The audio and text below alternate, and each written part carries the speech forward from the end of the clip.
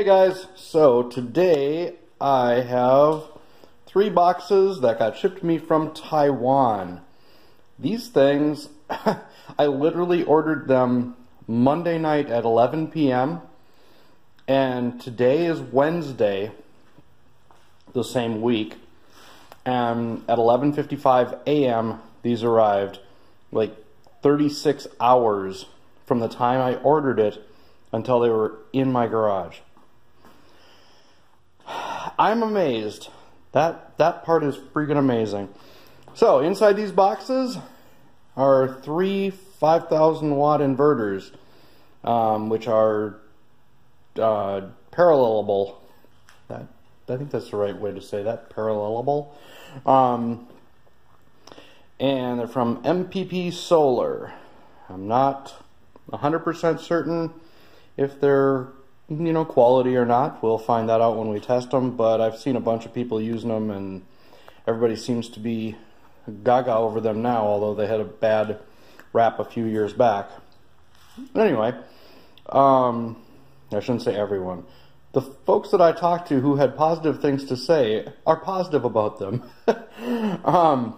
Anyway, the one problem with these is that they output 230 volt single phase, which means that you have 1 hot and 1 neutral, and that's fine except if you want to run like a range in the US. You're either going to need to find a range from somewhere in another country, or you're going to need to find a big transformer that has a center tap on it, which is what I've done. For $400 I bought a 10 kilowatt center tapped isolation transformer. So basically I run my neutral and the 230 on one side, and on the other side I get a 240 with a center tap, which means I have my 2 120s, one on either side, and my 240 on the outside, which means I can plug in any old range or whatever that I find. Now, a lot of ranges are rated for over 10,000 watts, but that's if you're using all the burners and the oven. So we'll see. And I may end up finding a true 230 watt oven. So something from Australia or Europe or Mexico maybe. I don't know what Mexico, I honestly don't know what Mexico uses. But I figure since everything's international and whatnot, and for a couple $100 I got these things shipped in 2 days, which I had no need for them to get here that quick, but that's just what they offered, and I'm like, okay, I got it. So we shall see, but I'm gonna take one of these boxes upstairs and throw it down on the floor, and we'll start unpacking this and see what's inside.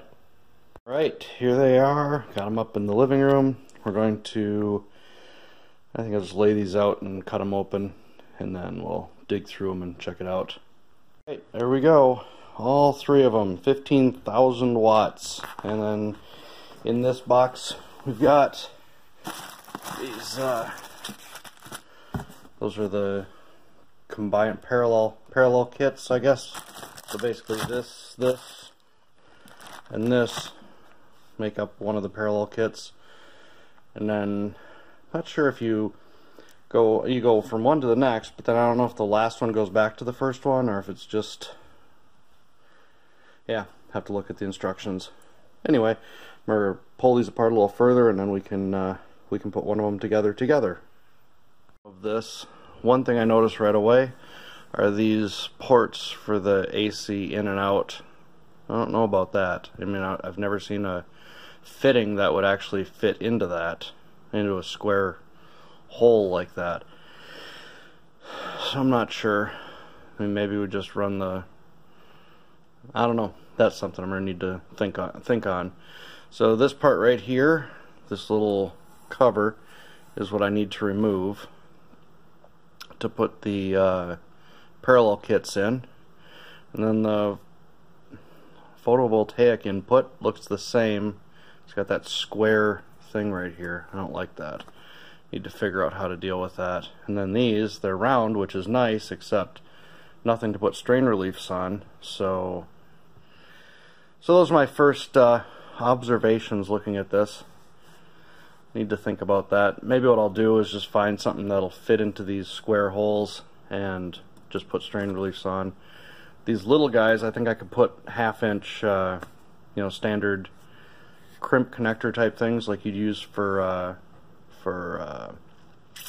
Romex or whatnot. Do something like that, or do oh, what's that stuff called with the strain reliefs, that like the netting kind of stuff. Maybe I'll do something like that for the going out to the batteries. Anyway, stuff to look at. Right, 2 screws and we are in. So you can see the connectors there for, what is it, the input here. So like coming in from a generator, or if you have utility power, and then going out from there. So yeah, my intent with these is to run them out into a breaker box and use it as a joiner box essentially. So I'll have three like 30 amp breakers in there, because these are supposed to be able to output about 22 amps. So I don't know if I can get a 25, whatever, but the point is they're already breakered right there at 22, I think 22 amps. What do these things say?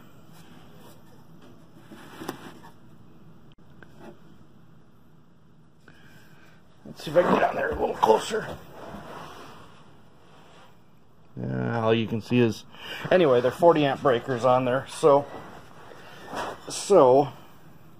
but since the max output of this thing's supposed to be 22 amps, I figure we'll join them all 3 together in one box, and then we can just tap off of that for going to our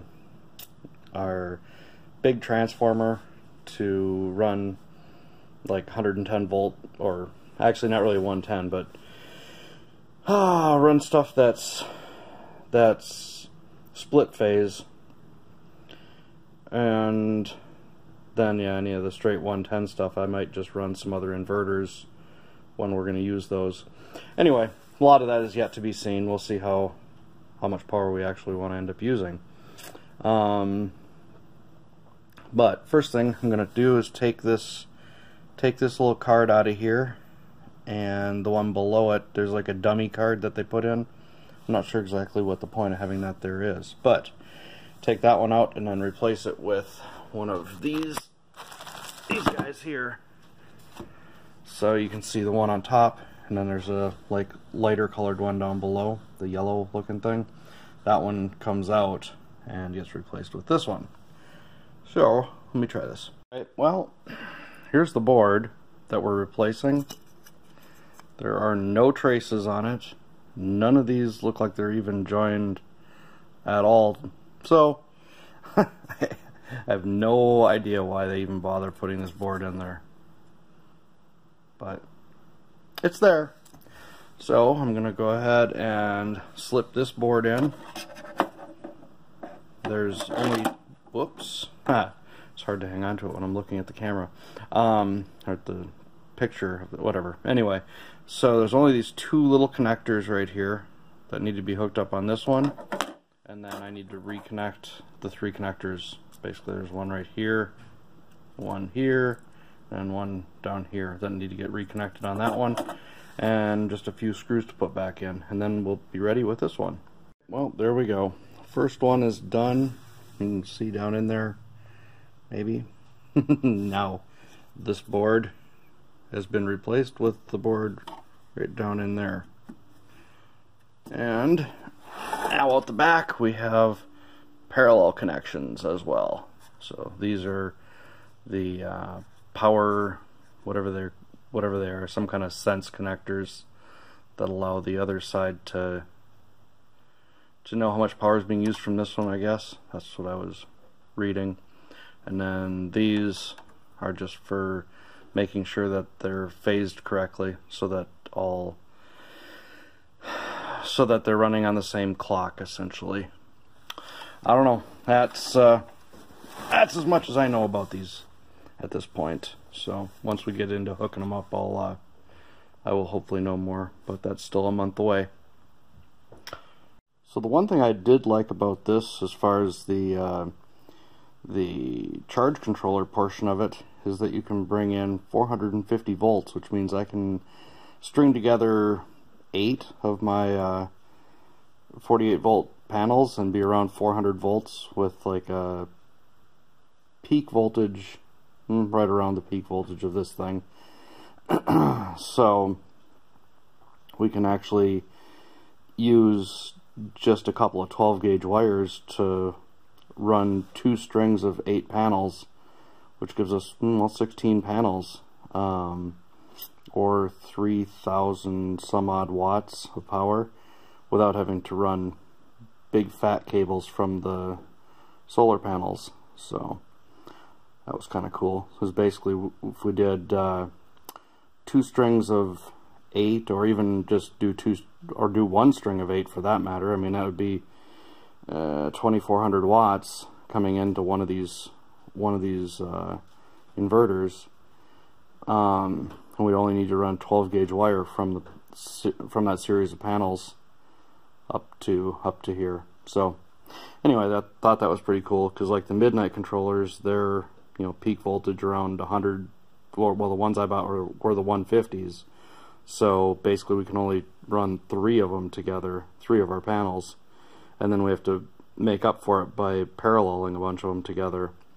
And the problem with the paralleling is it cranks up the amps, and then you need fatter wires. So this is kind of cool, because at 450 volts, you'd only be talking, well, 10 amps basically to hit your 4,500 watts. So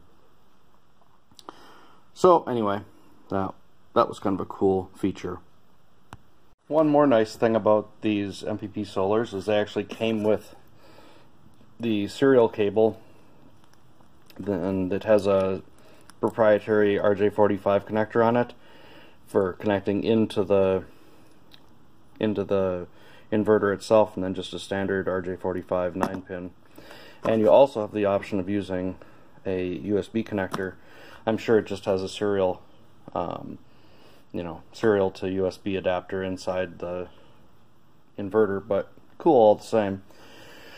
And then cables, sense cables, and the communication cables. So one of them packed up. I'm going to get the other 2 done and then move on to something else. Alright, 2 down and 1 to go. So I am working on the last one here, and I'm somewhat disappointed because I wanted to take the covers off, but they've got these little stickers on there to, you know, the little telltale sticker to let you know that you dug around inside of it. So I'm not going to do that just yet because there's still warranty for a year. But I don't know, all in all, I'm impressed. Everything lines up well. One thing I did notice is when I'm putting this card in, these little connectors for the sense wires are a little bit off, so they don't fit through the hole just perfectly, so you have to kind of be careful when you're putting that together, because when you're pushing it in, they'll get caught on the edge, because this one here is tilted just a little bit this way, and so I don't know, I've ended up using a screwdriver or whatever just to push it over when I'm sticking it in, and then you hold it in place and get your screw in there and it's all good. But they're pretty easy to line up.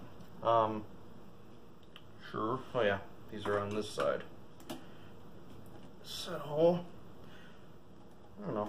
I mean, obviously I haven't powered them up yet, so I don't know if they're actually any good, but first impressions are good. They feel sturdy. They're, you know, considering they're a high frequency inverter, they're fairly substantial, more so than some of the other like the what was it called?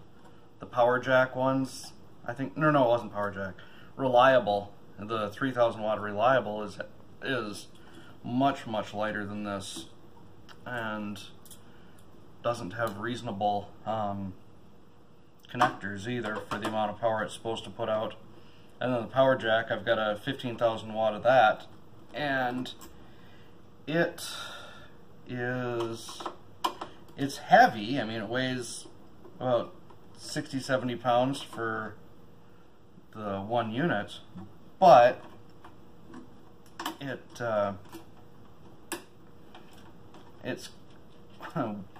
connectors for the input and output, 3, is not nearly big enough for the amount of power. I mean, it's supposed to be able to do 15,000 watts. There's just no way.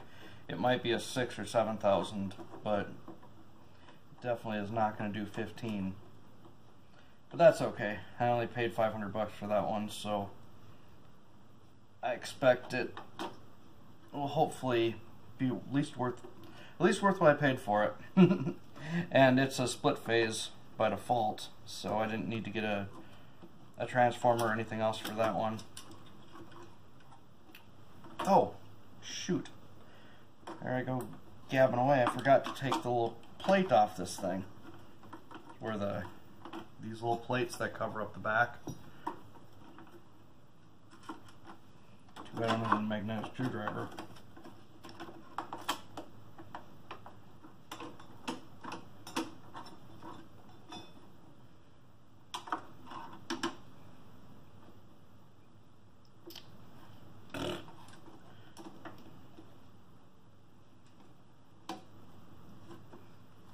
One.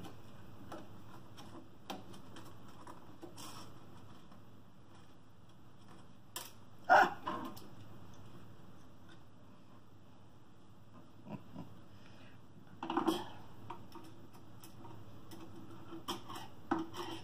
There we go.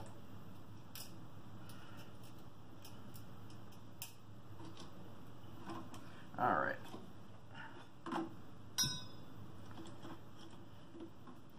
Then, gotta get this little thing lined up.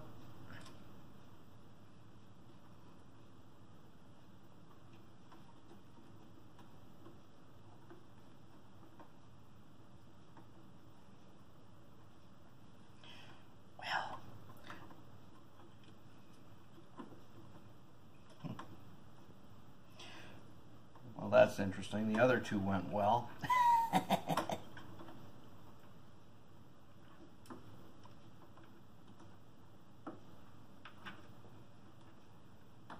There we go.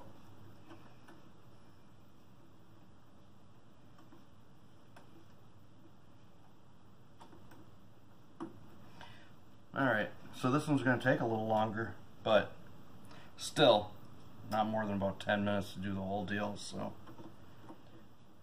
not bad at all. And then these are all ready to go, and hopefully we get down there in a month, and I don't know, we've been trying to figure out what we're going to do for structures. I really want to do some kind of little place where we can set up our initial solar stuff, but I'd like to not set it up and then have to move it. So I'm kind of back and forth on how that's going to work out. I mean, we can do a quick initial thing, you know, just set up like a few panels and use them to charge the batteries in the RV or whatever. Or maybe, oops, I almost forgot that connector. I don't know. Maybe we'll do like a wood shop sort of thing and do a small system in there to start with, although that's where we're going to need most of the power, that in the kitchen. So maybe we'll set up a wood shop first, and then